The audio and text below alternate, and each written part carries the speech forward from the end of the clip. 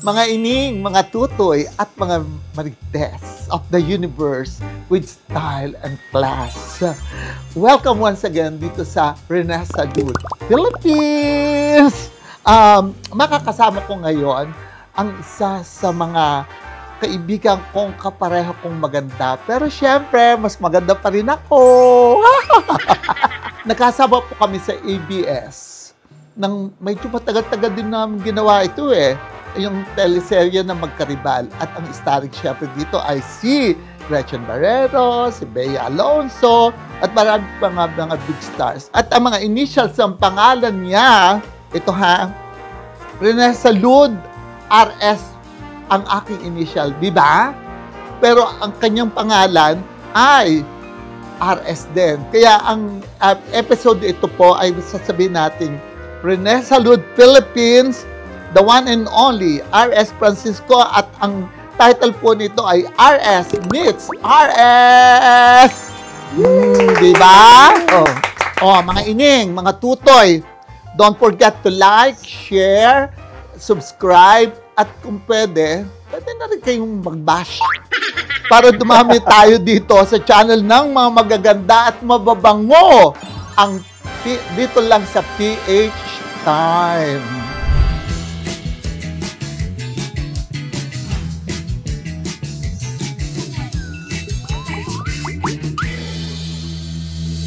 Kilala natin si RS ngayon na isang successful businessman. Pero bago siya nagtagumpay, take note of this, bago siya nagtagumpay, na super tagumpay siya ngayon, marami na siyang pinagdaan ng sakripisyo at tiyaga. At malalaman ninyo noon, pa lamang ay talagang enterprising at napakatyaga at masigasig sa buhay na RS Francisco. Unang-una, welcome! Hi! Hi, Mama! Hello po. Saka sa lahat po ng nanonood, magandang gabi po. Ako po si RS Francisco. Salamat Magpaganda po. ka naman muna sa kanila. Ayan na, Ay, ang ganda! Sabi ni Mama, mas maganda daw siya. At least ako pangalawa. Di ba? Pero alam po, masaya na ako doon. Okay na sa iyo yun? Oo. Diyos ko naman, Renessa Lud. Para naman Bata pa lang ako, Renessa Lud na. Ibig sabihin, tanda ako, ganon? Hindi pa ako pinapanganak. Hindi pa pinapanganak, lola ko, Renessa Lud na.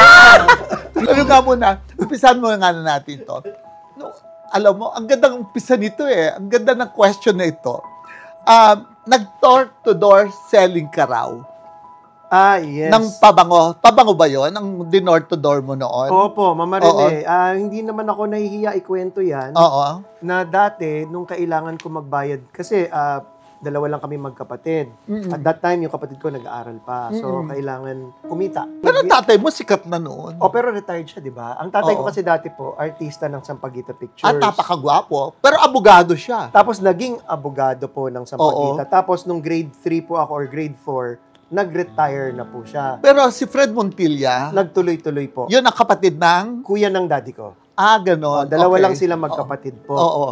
So, si Tito Fred, nagtuloy-tuloy sa artista. Si Dad, nag-lawyer. Pero nung mga grade 3 or 4 po ako, or grade 5, nag-retire siya. Siyempre, pag nag-retire, pati yung kabuhayan, medyo bumababa pa rin. So, umaasa na lang po yung mami ko at yung daddy ko sa pension. Tingnan mo, nasa lista ka muna nun Green Hills. Green Hills. Kaya, may kaya kayo. Ano ka ba? Yung mga hanggang grade 4, grade 5. Ganon. Opo. Tapos nung bandang storya ko, natatanda ko hanggang grade 4. Kasi grade 5, bumagsak na kami. Paano ko nalaman yan, Mama? Ang gauge ko kasi, nung prep ako hanggang grade 5, may kotse po kami. Oo, yes. Hinatid sundo ako ng kotse. Nung nag-retire na tatay ko, nawala na yung finances, binenta na yung kotse. Tapos, tinuruan na ako mag-jeep. So, grade 6, nag-jeep na ako. Buti naman. At least magaling training yun. Opo. Tapos, pagka-exam, hindi na ako mag-e-exam kasi hindi bayad yung tuition fee ko. Doon ko naramdaman na medyo mababa na yung finances namin. Oo. Kaya pag-exam Pero naka-cope ka naman agad. Opo. Ano naman ako, I'm very resilient. Oo. Naalala ko, pag-exam week, Mama, hindi ako mag-aaral. Talaga? Hindi ako mag-aaral. Maglalaro lang ako sa labas ng kalsada. Oo. Tapos tatawagin ako ng mami ko, sabihin naman ko, Raymond, mag-aral ka na, exam week. Oo. Sabi ko, Ma, kahit mag-aral ako, hindi mo na ako pag-i-examine dahil di pa tayo bayad eh. Ganon. Tapos sabi ng mami ko, sige, laro ka pa ulit sa kalsada.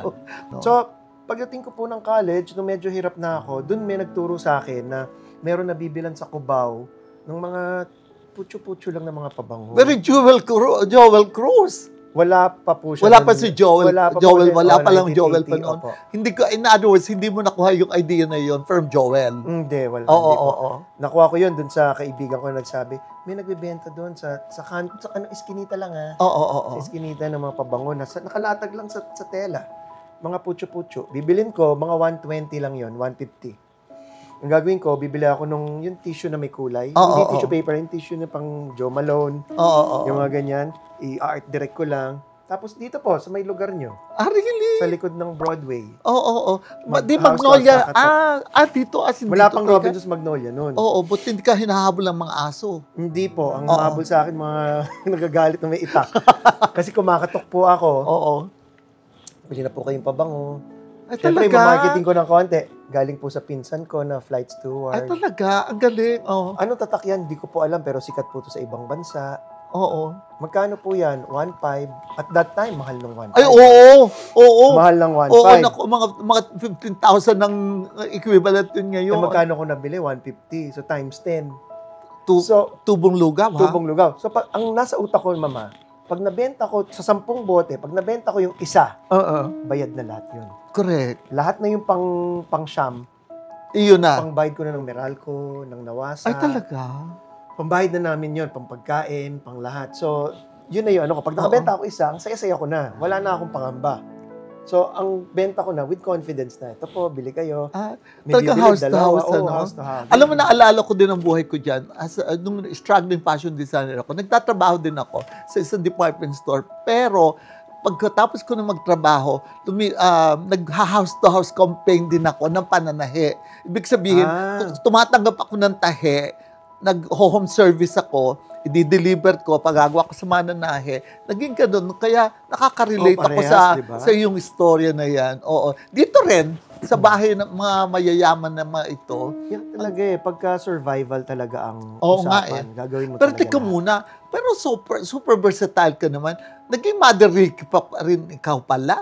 Opo, naggupit din ako ng buhok. Oo. Kasi nung time na yon naging kaibigan namin yung isang may-ari ng parlor sa... Parlor pa tawag noon. Ngayon, salon. Salon. Dati parlor. Salon. Si Dodi, naging kaibigan namin. Ngayon, pinapanood ko lang siya, tapos parang sabi ko, magkano bang gupit dyan? 40. Ay, mahal yun na. 40. Oo. Sabi ko, pwede ba maggupit din ako? Oo. Pag nakagupit ako, 20 sa akin. Oo.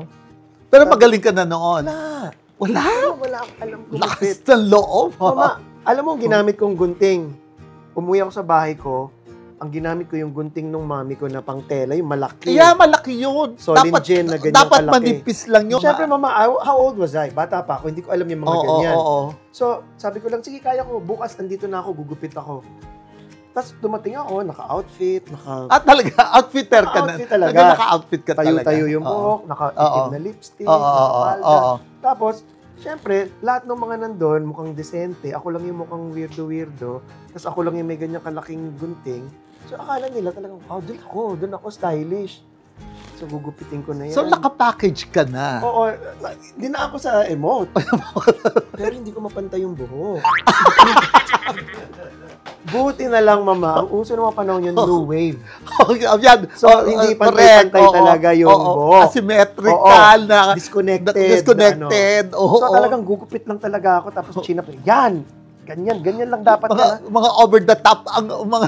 May kalbo dito, may linya dyan, may mahaba dito, may maikli dito. Pwede mong ibangs mo yung kahit short na gano'n. Aahitin namin yung hairline. Ito, mama, trivia. Okay. Nasa inyo lang mapapanood to. Oo. May isa kaming kaibigan doon na nabading din, nanonood lang, pinapanood lang kami gumupit-gupit. Oo. At dahil nasiyahan siya kakapanood sa amin gumupit-gupit, na-inspire siya maggupit. Sino ito? Ngayon, isa na siyang sikat na sikat ngayon. Pwede naman i-mention ang pangalan. Si Alex Carbonell. Oh my God! Okay. Di ba? Oo. So imagine, hindi ko alam na naka-inspire pala ako ng isang tanyag ngayon. Oo, super. So imagine, naging Joel Cruz ka, naging Ricky Reyes ka, pero nagsapatos ka pa rin, parang Jojo Bragais. Nagbenta rin ako ng sapatos. Paano nangyari ito? Ito naman yung time na tumigil na ako mag-aral. Oo. Tumigil na ako mag-aral kasi hindi na mabayaran ng mami ko yung tuition fee. Tapos may isa kaming kaibigan din. Sinabi niya, gusto mo maging merchandiser sa Rusty Lopez? Kay Rusty. Sabi ko, paano ginagawa ng merchandiser? Titrain ka naman dun eh. Mm-mm. Sabi ko, magkano sahod? Sabi, 1.8 per month. Malaki na yun noon Maliit pa rin. Well, pero pwedeng mabubuhay. Pero for me, nakakabuhay na yun. For me, malaki na. Oo. Kasi every 15 days, may 900 ako. Pwede na yun, Hindi ko alam na ang work ko pala, pupunta ako sa bodega. Okay. Tapos aalamin ko yung cost ng tela, kung magkano yung per yard, magkano yung cost ng botones, magkano yung cost ng ribbing, magkano yung sinulid, ilang yard ang magagamit. Tapos i-costing ko, tapos i-mark up ko, tapos ipe-present ko kay Rusty. Hanggang sa dumating yung time na sabi niya sa akin, alam mo, hindi ka bagay dito sa bodega. Oo. Sabi ko, dali na lang kita sa Landmark. Ayun. Sabi ko, ano gagawin ko? Oo. May bubukas akong tindahan dyan na pangalan Coco Colony. Oo. Magtinda ka na lang tanda dyan. ko yun. Magtinda ka na lang dyan. Oo. So, ikaw naging head? Ako yung naging head. Oo. Ako yung nandun, nakatayo lang, tapos nakausapin ko yung mga tao. Tapos, alam mo yung... Oo. Hanggang kailan? Gano'ng katagal? 2 years. Naka 2 years ka rin? In fact, magto 2 years. Kasi nung magto 2 years na, gagawin ko na po yung M-Butterfly. Doon mo tinigilan ang iyong mga iyong mga adventure na ito hanggang sa pumasok na sa entablado. Opo. Inumpisan mo ang M-Butterfly. Oo, kasi sa UP po, na ito. Sa UP po. Oo, kasi naghubad at tubo ka doon. Anyway. Opo, napahubad ako noon wala sa oras. Pero alam mo, napanood kita noon sa UP Mascom. Live AIDS. Sa Live AIDS. Live AIDS, yes. Tapos ngayon, istorya mo nga yun, bakit ka naging Vicky Bello? Okay, ganito yan. Nung mga first year high school ako, sinasama na ako ng pinsan ko sa UP. Nasa Lasal pa ako noon, sinasama ko ng pinsan ko sa UP. Napanood ko yung Live AIDS. Sino pa mga sikat noon na? Ayan, si Chris. Si Chris. Sikat Biolago. yan, oo. Meron yan monologue. Pero yung pinakatumatak sa akin is yung ginawa ni Chris na monologue. Which Hindi ko is? alam na yung parang About? senyoritang masama ang ugali na. Bagay sa kanya. Alam mo, bagay kay Chris yun. So, sinabi ko sa pinsan ko, sabi ko, gusto ko rin yan. Gusto ko rin gawin yan. Pwede ko ba gawin yan? Sabi niya, kailangan college ka. Sabi ko, sige. So, hinintay ko hanggang mag-college ako. Kung nakalipat na ako ng Diliman, sabi ko sa pinsan ko, pwede na ako mag-live age. Hindi pwede. Kailangan member ka ng org namin. Sige, mag-member na ako ng Samascom. So, nag-member ako ng Samascom. Anong course mo muna? Mascom. Mascom. Oh, God. Oo. So, nag-member na ako ng Samascom. So, ginawa ko na yung Vicky Bello sa Live Age. In-embrace ko na. Oo. Tapos, nung na-meet ko si Crystal Bello, sabi ko, alam mo, I look like your mom. Pag naka-makeup ako, pagka niliitan ko na isang mata kong gano'n, pag nginiwi ko na yung smile kong gano'n, Vicky Bello na ako. Ito yung nakikita kami ni Crystal. Mother. Oo. So, yun yung story ako sa Live Age, Mama. Ginawa ko talaga siya kasi I was laser focused on doing the monologue. So, in other words, yung experiences mong yan dito sa UP, sa Mascom, and marami ka natutunan dito technically at saka sa acting, etc. Hanggang sa yung karunungan mo yan, kaalaman mo yan, nadala mo ngayon sa pagko-coach kayo. Nagtrabaho ka din as assistant coach o assistant director? Assistant director or acting director. Acting director ba tawag sa ganon? Kasi po, ang naging teacher ko po sa acting, si Malute Guzman. Oo. Ang naging teacher ko po sa film, si Sir Ricky Lee, national artist. Okay. Kaya medyo may konting kaalaman ako. Oo. So, nung sinabi sa akin This for TV commercials na. Yes. Oo. Nung sinabi po sa akin ni Giselle Sanchez na kaka-theater mo, kumita ka ba dyan ng malaki? Pero hindi niya po sinabi yun para dakutin ako. Oo. It was a matter of factly, friendly question. Sabi niya, tingnan mo ako, RS. 2 years pa lang ako sa TV. Oo. Nakabili ako ng kotse. Oo. Napagawa ko yung bahay namin. Good friend ko si Giselle. Kaibigan ko din si Giselle. Ako ang gumawa ng wedding gown niya. Kaya nga. So sabi niya, ba't hindi ka mag-assistant director? I'm so blessed na nabigyan po tayo ng projects na na-direct ko yung mga baguhan dati. Nakita ko yung potential, nakita ko yung galing na ngayon, pag nanonood ako ng TV, sino sa mga potentials doon na big time na ngayon? I remember, na hindi mo siya makakalimutan. I remember I was shooting for I won't na lang say brands. Oo, wag. I was shooting for a hamburger commercial. Okay. And meron ang role, isang bata, mag-order siya ng meal na parang karate-karate. Oo. Panda or something. So yung bata magaling. Tapos may yung crew ng burger, "Hi, what can what do you want?" Bigla magugulat siya dun sa bata, kunwari. Tapos sabi ko, ang galing naman itong crew na to. Ang galing itong babaeng crew na to. Babae. Babae. Oo. Sabi ko, sino yung mami mo? Ayun po. Mami, ang galing nitong anak mo. Sabi ko, ang galing ng anak mo. Pwede yan mag-artista. Sobrang galing yan. Oo. Sabi ko, ang galing. Tapos, hindi naman po. Sabi ko, ang galing ha. Ganda pa. After 1 year, pagpanood ko ng Starstruck, Jeneline Mercado.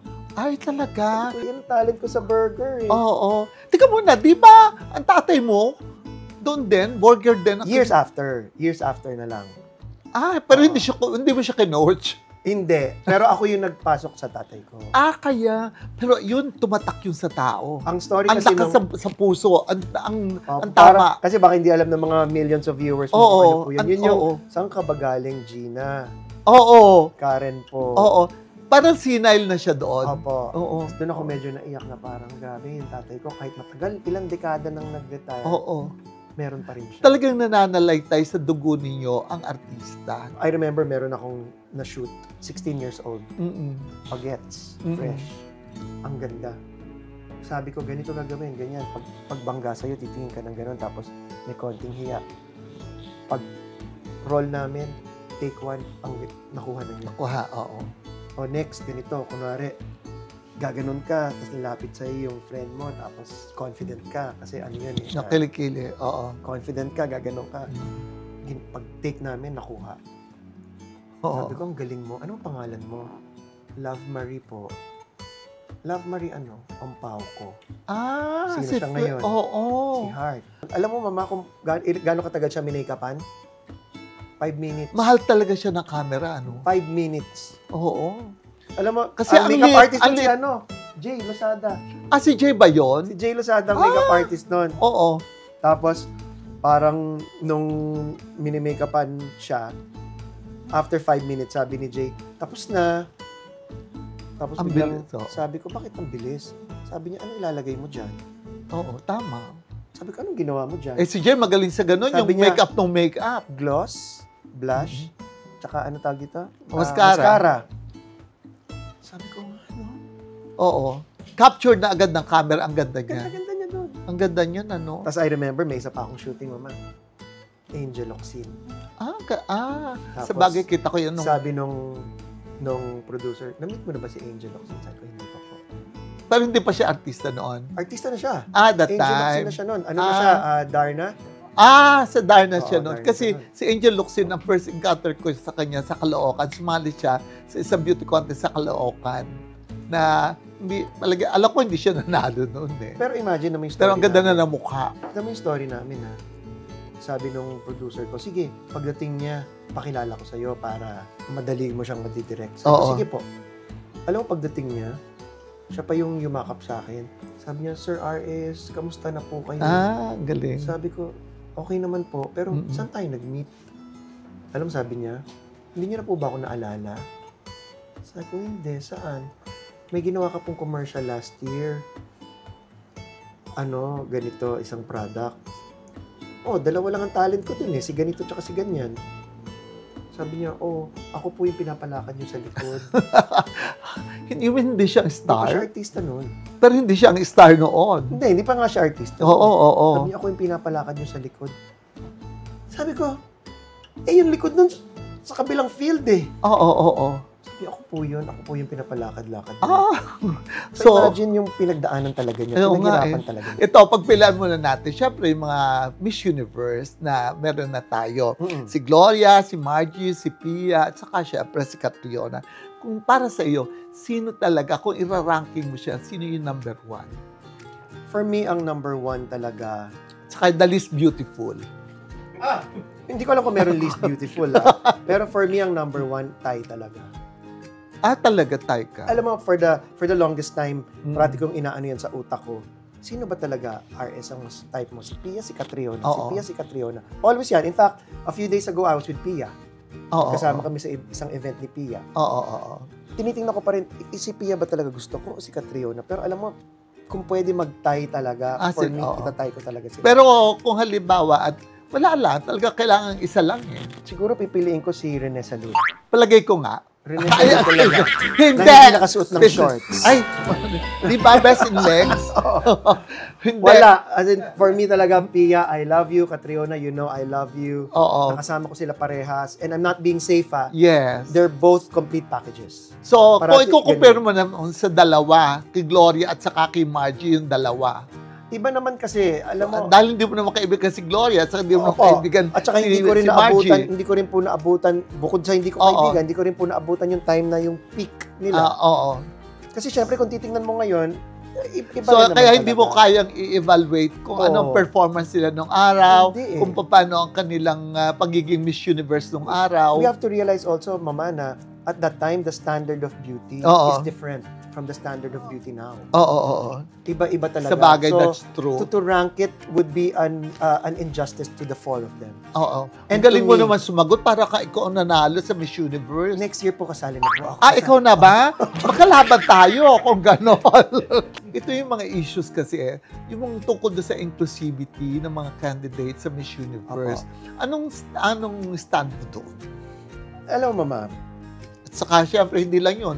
Mga trans women, yung mga married women and mothers, yung mga plus size and age and yung height measurements. Sa akin, Mama, ayoko nga minsan naguguluhan din ako sa woke. Sa woke generation, minsan naguguluhan ako. I know they have valid reasons. Alam ko yan. Lahat may valid reason. Hindi naman yan basta. Everybody has their own opinion. Pero isa ang parati kong sinasabi, acceptance ang pinaka-important sa lahat. Acceptance and respect. Pag meron kang respeto sa kapwa mo, kahit hindi siya LGBTQ, kahit non-LGBTQ or LGBT, basta meron kang respeto, this world will be a better world to live in. Correct. May nabasa ako sa news last year, pinakasalan niya yung Volkswagen niya, yung kotse niya. I respect that. Pero hindi ko naintindihan. Pero totoo. At hindi ko naman gagawin para sa akin. Kung gusto mo gawin yun, di go ahead. Buhay mo yan. That's what I'm saying. Parang buhay mo yan. Hindi mo naman ako naapektuhan. Hindi mo naman naapektuhan yung kapitbahay mo. Correct. Minahal mo lang yung Volkswagen mo. Ito kasi, itong question ko ito, related din sa beauty contest. Kasi, every time mag-judge ako sa beauty contest, yung mga closed door interview, lagi kong tinatanong ito Kung pipiliin ka, maging maganda pero jologs or maging mayaman pero tsaka? Alam mo ngayon, Mama, pagka tsaka ka, madali na gawa ng paraan. Sabagay, pag may pera ka. Madali na gawa ng paraan yan.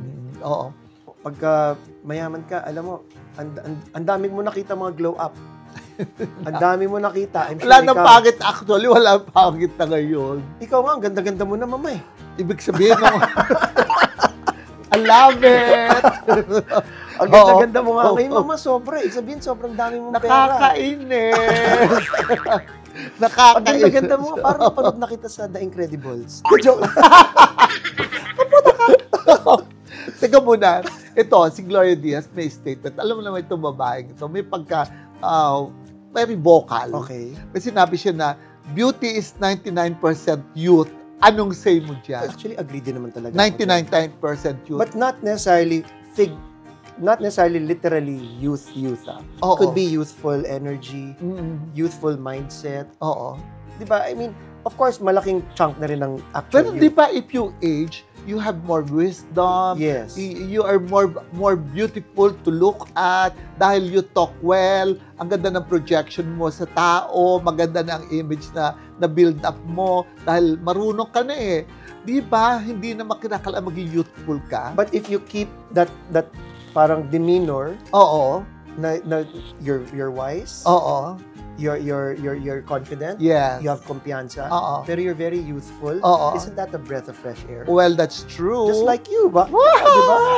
Palagay ko nga, naniniwala ko na being youthful does not mean that you are 80 or 70 ang pagiging youthful kasi is the state of mind. Yes. Tapos yung Your kilos mo, demeanor. your demeanor mo, Yes. tapos and how you cope with the new generation. And how you deal with adversities. Yes, exactly. Yes. So, that means sa akin, yun nga, youthfulness does not require you to age. Yes. Pero ito muna, tanong ko muna ngayon. Naniniwala ka ba sa gay marriages? First, Natutuwa ka ba? hindi, ako naniniwala. Are you a Roman Catholic? Yes, I'm a Okay, Roman oo, Catholic. oo. Pero ako, mama, naniniwala ako, pero I don't see myself in it. Ako din. Ako, yun na. Again, dyan po magpo-fall po yung sa ating respeto. I have friends na kinakasal. Yeah, katulad din nga ni Vice at saka ni Oo. Ayon. Si Kalad Karen. And yeah, Yan, taga-UP yan, yes, di ba? Kasama namin sa Live Aids. Oo. Si Ate Glow. Yes. Naging, Kasama rin namin sa Live Aids. kaibigan ko din si Ate Glow bago siya umalis punta ng abroad. Magkasama kami sa morning show. Kasama Nag-Gloria, namin Gloria makapagal siya noon. Akala ko Gloria Estefan. Hindi naman. Akala ko Gloria Estefan. Oo. So ako, again, okay lang sa iyo kung ano yung ginawa nila. I respect what they do. Oo, pero ako, hindi po. I buy your thoughts about that. Apo. Kasi ganun din ako eh.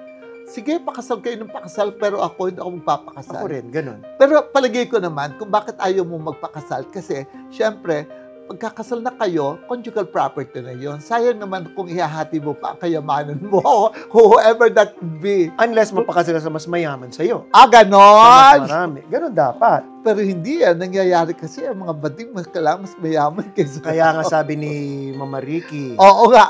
Yan. Ano sabi ni Mama Ricky sa isang ano nyo? Ito na nga. Oh. At sabi nga ni Mother Ricky ito, anong masasabi ito? Walang pinakakawawang tao sa mundo kundi yung baklang tumandang walang pera.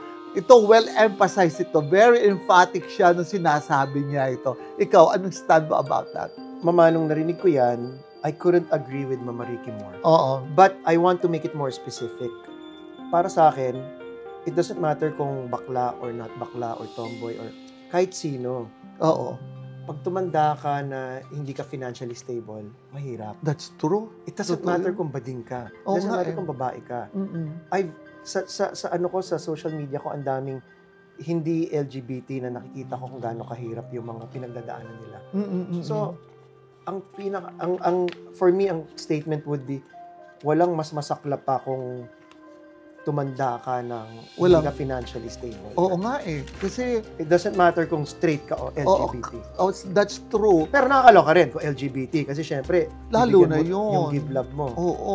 At least kung straight ka, kahit pa paano magkakameron ka ng sarili mong pamilya, may anak ka, may makakat na O, di mas maaalagaan mahirap ka. pa kasi papakainin mo pa yung mga anak, papakainin mo Ay pa hindi, yung... pag halimbawa at Oh. kung halit matanda ka na, kahit sabi mo walang pera, tapos may anak ka nang napalaki mo na pa-asenso mo sila, at least may mag-aalaga sa iyo. That's why nga sa atin, sa Lux White, sa front row, Oo. yun po yung parati namin tinuturo, financial literacy, how to save for the future, Mm-mm. paano maging secure pag tumanda na tayo, Oo. whether LGBT or not.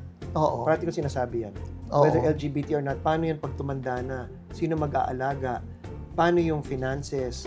Paano yung mga obligations? Well, ito nga. Well, we're talking about the future. I know you're very stable na dahil sa iyong front row. Pero may ba pang negosyo kang itinayo katulad ng rampa? Yes. Bakit? Bakit anong pumasok sa isip mo? Anong kwento ng negosyo na ito? Ang kwento ng Rampa, Mama, ay dati pa kasi gusto kong magawa ng isang lugar para sa komunidad natin na LGBT dito sa Quezon City. At makabigay ng livelihood, makabigay ng trabaho sa mga sa maraming tao, sa maraming drag performers. Talented talaga. Talented na hindi natatap. Oo, na kailangan nila may isang platform. Isang avenue kung saan sila pwede ma-showcase. At wala dito sa Quezon City. At dahil tubong Quezon City tayo, yes. gusto ko magbigay ng isang lugar. So matagal ko nang iniisip yan. Ang maganda dito, Mama, meron kaming mga, hindi lang mga LGBT ang nagpa-perform sa Rampa. Ayun na ka, di ba may mga straight May mga straight na babae. Anong mga roles nila? Drag performers. Talaga? They become bigger than themselves. Really? They become larger than life. Oo. Kung ano yung fantasy nila sa araw na yun ang gagawin nila. Talaga?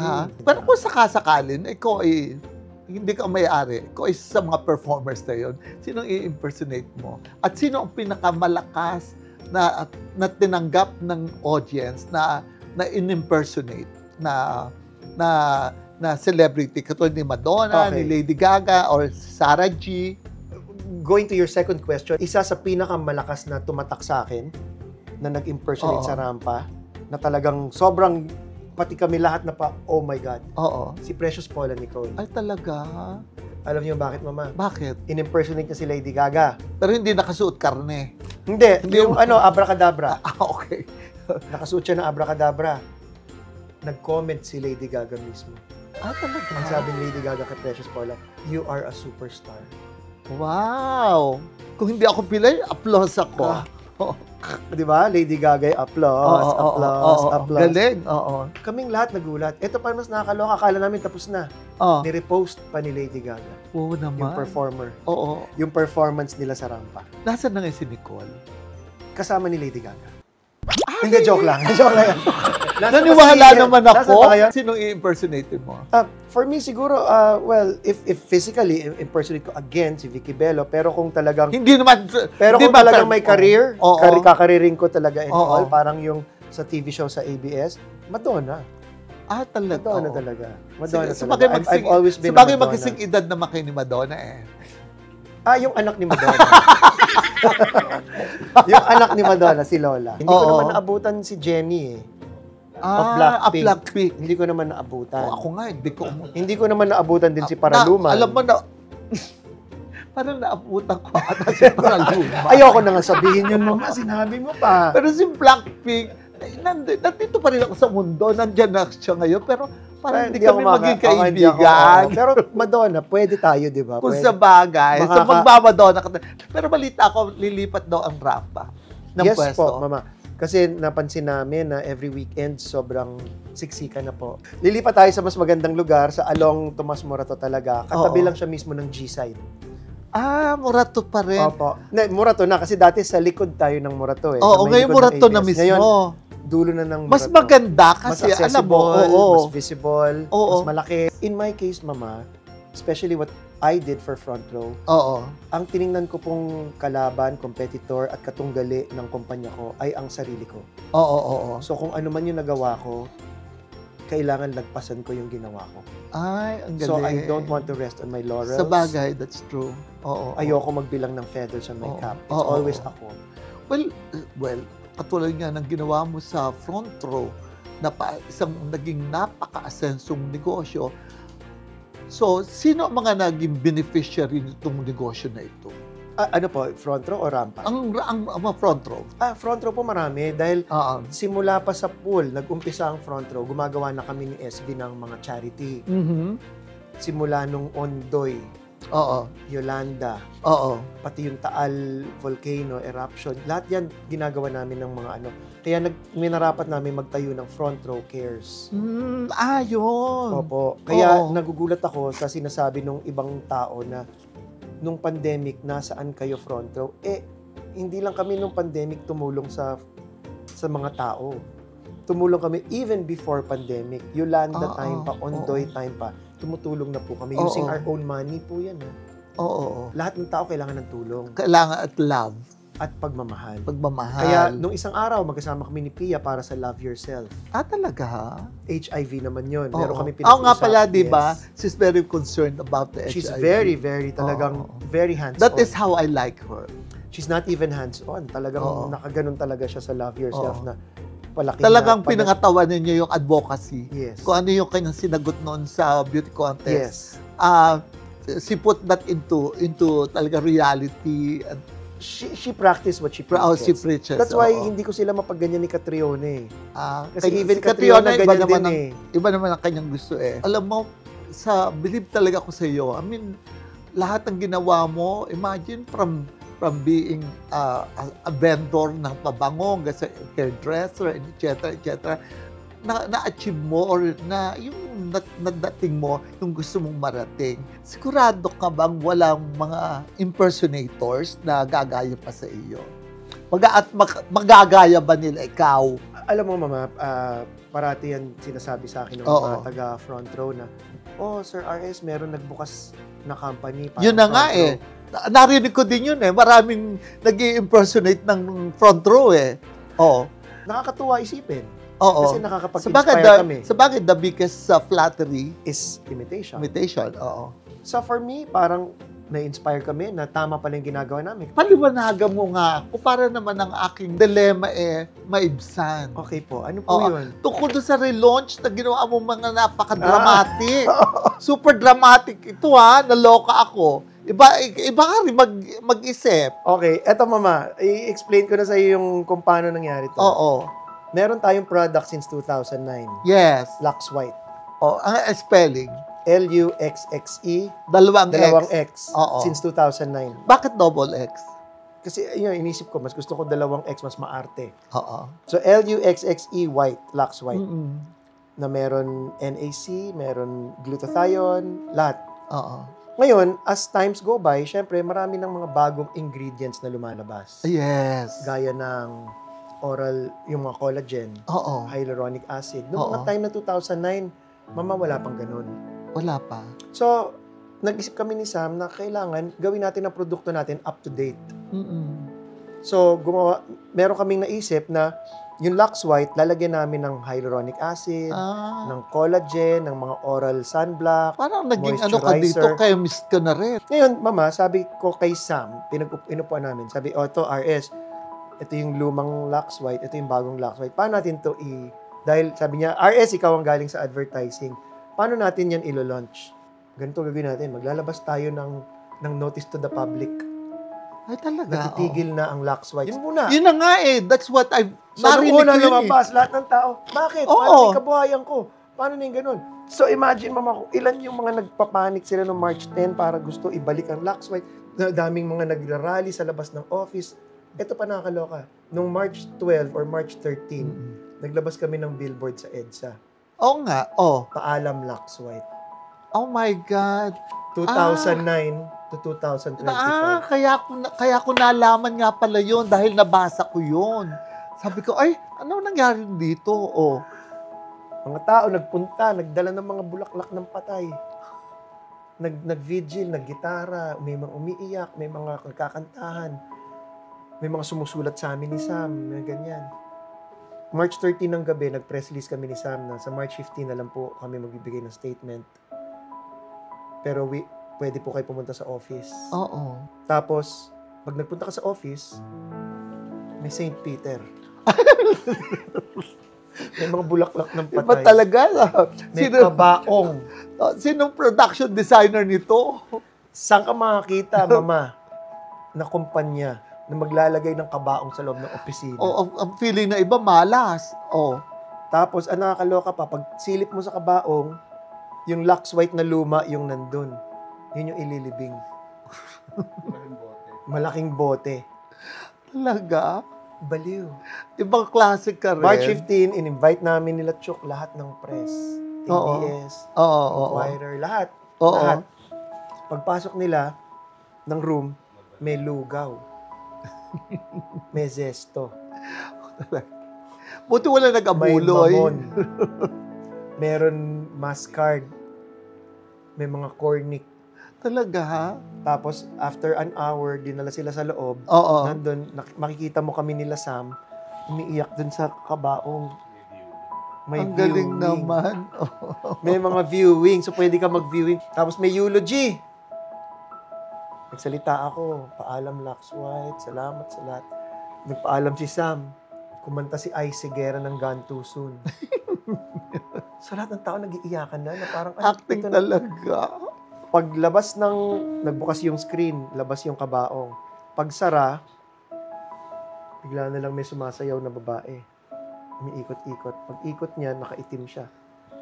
Pag-ikot-ikot niya, ikot-ikot, naging puti. Oh my God. Pag-puti niya, parang Black Swan. Naging White Swan. Naging Swan, Pagkita mo, malaking bote bumababa galing langit. Yung bagong Yun ang bagong Lux. Anong spelling na? Lux White Ultima. Ami Ultima. Pero XX pa rin. Luxxe. White pa rin. Ultima. Kasi dinagdagan na yun ng mga collagen. Nako, ang galing mo. You're my friend talaga. Hindi ako nagsisi kung bakit nakilala kita. Naku, ko naman si Mama. Kaya, thank you so much talaga. Thank you. At thank you din sa lahat ng mga nakinood sa atin at talagang nagstay ng sobrang tagal to watch us. Maraming salamat. Kaya nga, yun ang message mo sa kala. Ito naman ang message ko sa kala. Mga tutoy, mga ining, syempre sa aking mga kumare na marites with style and class, huwag naman yung kalilimutan na mag-like, mag-subscribe, mag-share sa PH Time. Alam niyo, sumama na kayo sa bandwagon. Marami na kaming sumusunod at lahat ng puntahan ko ngayon, may bumabati na Mama, napanood kayo namin. Mama, ang saya-saya namin. Kaya kayo rin, I'm sure mag-i-enjoy kayo.